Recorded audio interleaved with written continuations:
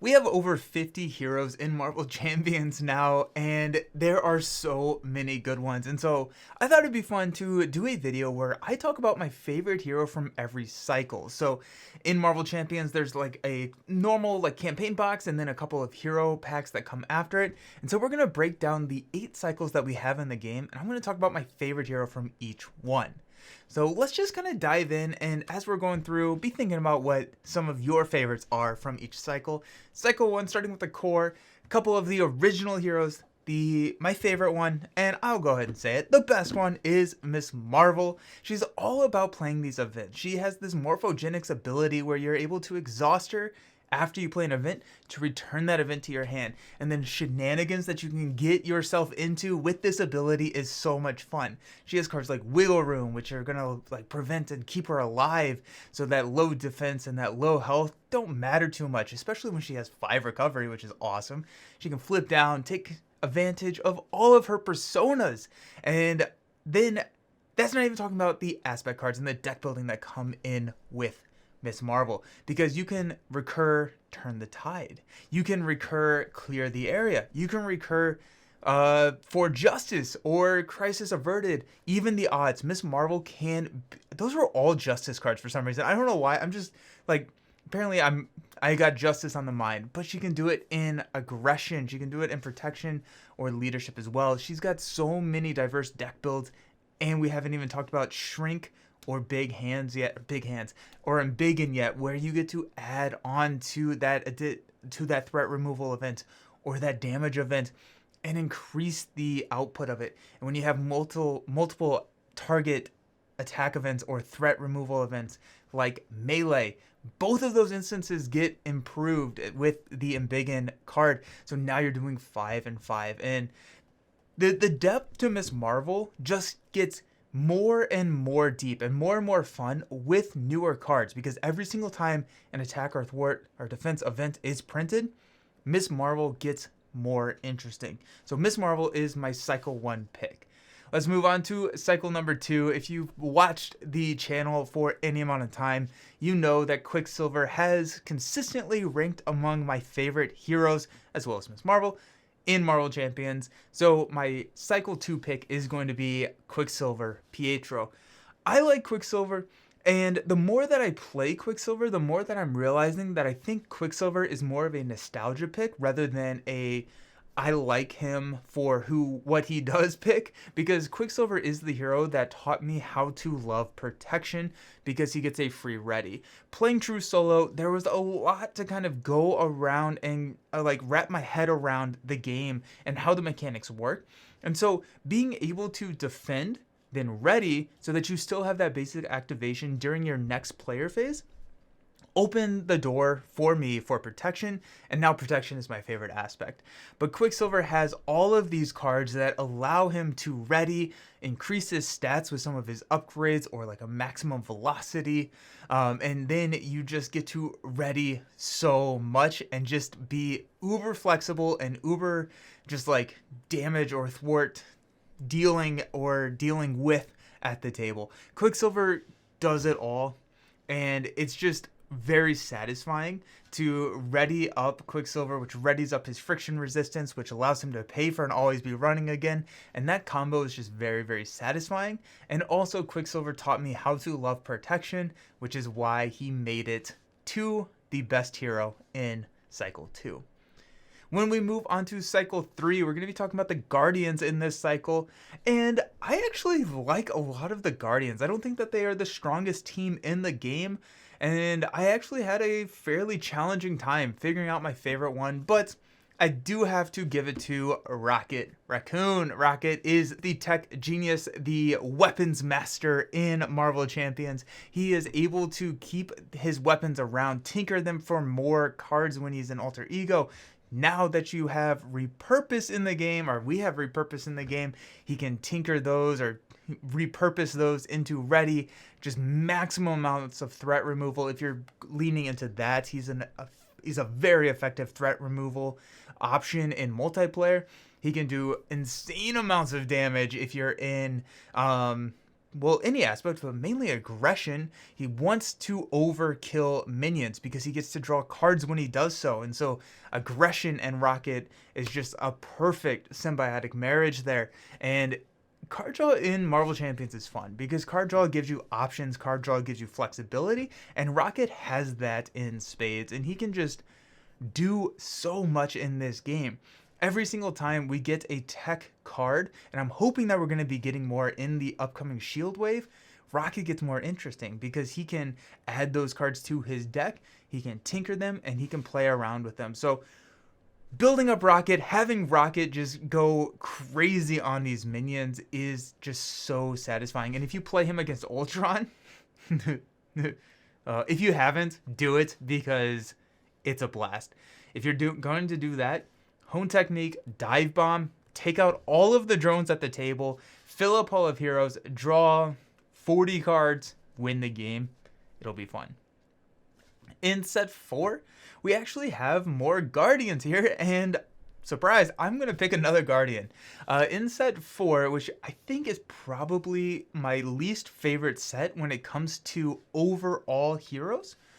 So with that caveat, I still very much enjoy playing Nebula. So Nebula is a hero that is a lot different than a lot of the heroes on our table because she has these technique upgrades that mimic her villain, which we saw in the last cycle, which is really cool. But we have these technique upgrades that we put them onto the table, and as a forced response when our turn begins, if we're in hero form, we trigger the special ability on all of these all of these technique upgrades and then discard them.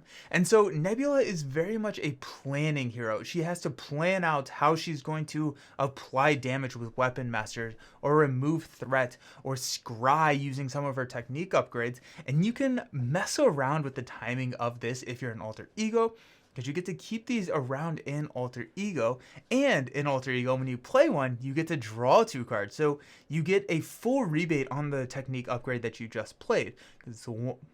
I'm pretty sure, actually, yeah, no, all of her technique upgrades, definitely should have looked this up, are 1 cost, so when you play them, you get that card draw, you get to replenish your hand all the way back up to 2. My favorite thing to do with Nebula is see how many of these technique upgrades I can combo off at once. So I had a game, and if I remember what that game is, I think I did post it. I'll put it up here, where I tried to stay in Alter Ego pretty much the entire game, then flip up and trigger all of the technique upgrades that I've played throughout the entire game in one go. And that was very satisfying because at that point, not only do you have all the status boost and just passive boost that the techniques provide, when it came back to Nebula's turn, she obliterated. And so that was just very satisfying. Figuring out that puzzle that is Nebula is not easy. She's not the greatest hero in the world, but you don't have to be good to have fun. And that, I think, describes Nebula pretty well. And she just gets better in multiplayer because cards like Lethal Intent can trigger on other players' turns, hitting those special effects before you're forced to discard them by calling on an action from one of your teammates. So Nebula is, I think, one of the more interesting and more puzzly heroes to try and figure out how to play, and I like that a lot. Speaking of puzzly heroes, let's move on to our wave 5, which is kind of the Web Warrior wave here, and we're going to be talking about Spider. So Spider is the Penny Parker mech suit upgrade, which has 2 hero cards that kind of flip, and then your identity card becomes an upgrade, and it gets weird, and it's hard to explain. She only has like 3 hand size or 4 in Alter Ego, and I will be honest, when I saw this announcement article and how low of a hand size she has, I thought she was going to be awful at this game. I thought, I was like, how can you ever be good at this game? But she proved me wrong because Spider can go crazy. Let's just say she can go all out. Haha. Look, see what I did there? Anyways, she has these interface upgrades, which are going to give 2 benefits. She can exhaust them when she performs a basic activation to get a bonus to the specified basic activation on that interface upgrade, or she can exhaust them while in hero form to generate resources, the resource generators. So now that 3 hand size, once we've built out our interface upgrade suit, we don't necessarily have to use a ton of cards in our hand to pay for the cards in our hand. We can use our tableau to pay for the cards. So now we just have options. But she also has card draw. If you throw in cards like Avengers Mansion, then you really don't have a ton of issues with card draw. Not to mention, you throw in Warrior of the, not Warrior of the Great Web, sorry, Web of Life and Destiny, run the Web Warrior suite, and you get to get card draws whenever they leave play. Maybe have them chump block or ready them up with Peter Parker, and then just like knock them out via consequential damage. You get to draw cards and just fuel the engine that is Spider. Another very puzzly hero that I have a ton of fun with, and this is one of my favorite waves when it comes to heroes. And so Spider being at the top of this one, awesome stuff. Moving into wave 6. This is where we start to get our X-Men and our mutants. Wave 6 had a lot of heroes because we got a couple extra hero packs just to kind of fulfill the X-Men wave, give X-Men a lot of people to play with when they come in. And my favorite in this wave is going to be Gambit. I have just like a natural affinity to Gambit. He was my favorite X-Men growing up, and so there's a little bit of bias when it comes in that sense. I used to do card magic, and so seeing how Gambit manipulated these playing cards, I just thought was so cool as a kid. And so seeing how he is able to, or that they have been able to implement his abilities into mechanics by charging up the card on his hero side, and then throwing the card by spending the charge counters that you have accumulated to increase damage output, is awesome. It's so well done. It's so simple, but it captures the thematic nature of Gambit perfectly, in my opinion. And it is very similar to Ms. Marvel. A lot of fun to exploit some of these cards that have multiple instances of damage with the charge counters, because every single charge spent affects every single instance of that damage. You see it in his kit with like Royal Flush, where you get to, depending on how many charge counters you spend, maximum 3, you can deal 3 damage, 3 damage, 3 damage. That's 9 damage. Pretty awesome. Very flexible. Or you can go into the aspect kits. We talked about melee, but let's talk about like 1x1, right? So 1 cost event, deal 2 damage, 2 damage. If you spend 3 counters, now it's 5 and 5. That's some awesome efficiency. Gambit loves being able to take out minions, so cards like Hall of Heroes, awesome for him. And I very much enjoy like the minion slaying archetype, and so Gambit is really good at that. When you flip down to Alter Ego, he has one of the more unique alter egos in the game, because this is where his thwart power comes from. He has cards like Creole Charmer, and then his Thief Extraordinaire ability. Most of his threat mitigation comes in Alter Ego because he is that spy. And so it's really fun to have access to that as a solo player, because when you flip down, one of the worst parts about solo is flipping down is so risky because of threat mitigation. But now if you're flipping down 2 thwart, and then you have Confuse in your kit with like Creole Charmer, a lot of that riskiness goes away and opens up a whole suite of mutant supports that can be used in Alter Ego, and Gambit just thrives in Alter Ego. And then when he flips up, he's awesome there as well. He also has one of the best signature allies in the game, Rogue. So good. But I've talked enough about Gambit. Let's talk about some X-Force heroes.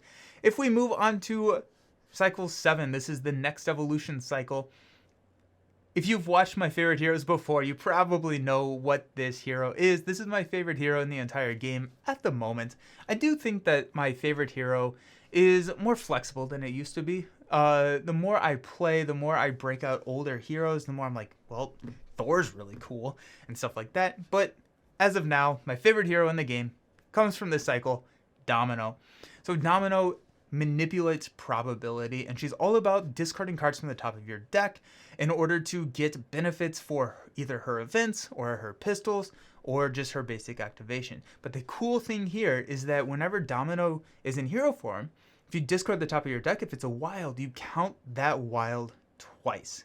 So if you have like her pistol, you can deal 1, or you can attack an enemy by discarding the top card. and you deal damage equal to the number of resources on that printed card. So if you have a wild, that's 2 damage just for 1 pistol use. Or her probability field, if you are attacking, same concept. You get to double that up. But she also has Jackpot, which is a triple resource with a response that says after you discard it from the top of your deck, shuffle it back in.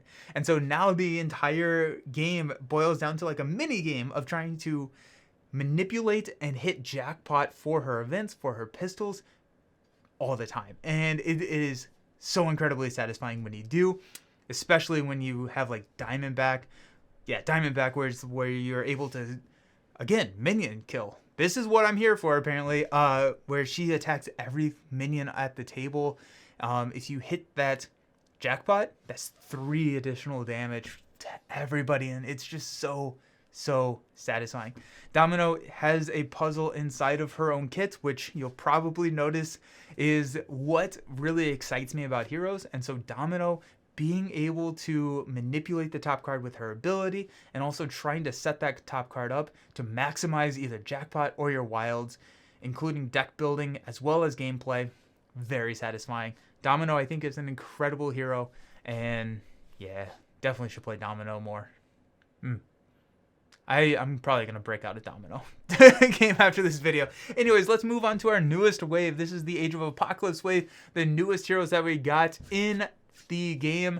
We're going to go with the best hero from this wave. It's going to be Iceman. Iceman is pure support. Not necessarily pure support, but he leans into and embraces support in Marvel Champions. I adore playing support in any game. I just think that that's my playstyle. I like setting it up so that people can be enabled to do what they do best. I find satisfaction in that. And so when Iceman allows people to do that, either by debuffing or freezing some enemies or readying people up, protecting them with Ice Wall, I find that very satisfying to manipulate and to protect the table so that they do not have to worry about damage, and then they can focus on whatever they want to be focusing on. Because in Marvel Champions, if you do not have a defensive strategy, you will not survive very long, right? You need chump blockers. You need something to prevent that villain from just coming at you and swinging at your face. Iceman can be the defensive strategy for everybody else at the table, and I find that so fun to play. Even in true solo, I do like playing Iceman. I think that he has builds that are really well-rounded in all of the aspects, but in protection, he thrives. And they can be long games, but you feel very much in control when you are playing protection Iceman, especially once you get that Ice Wall out and you're just like, okay, I don't take damage. So all of your upgrades, unflappable, draw easy cards, hard to ignore, removes threat, all of these things kind of combo in and run that engine just so effectively. That's why I love Iceman. But there are so many heroes in this game. I named 8 heroes, only 8, and I think we have 55 if I counted correctly, maybe plus or minus a couple. So I definitely did not even talk about most of these heroes. So let me know down in the comments which hero you like from each cycle, and if you disagree with any of my choices, because I do find it fun how diverse opinions can be in this game, because everybody likes something a little bit different in this game. And I think that they've done such a good job of building heroes that work for all types of playstyles. And I want to hear what your playstyle is and what heroes get you excited. So thank you all so very much for watching. I appreciate it. Hope you have fun, and we'll see you next time. Peace.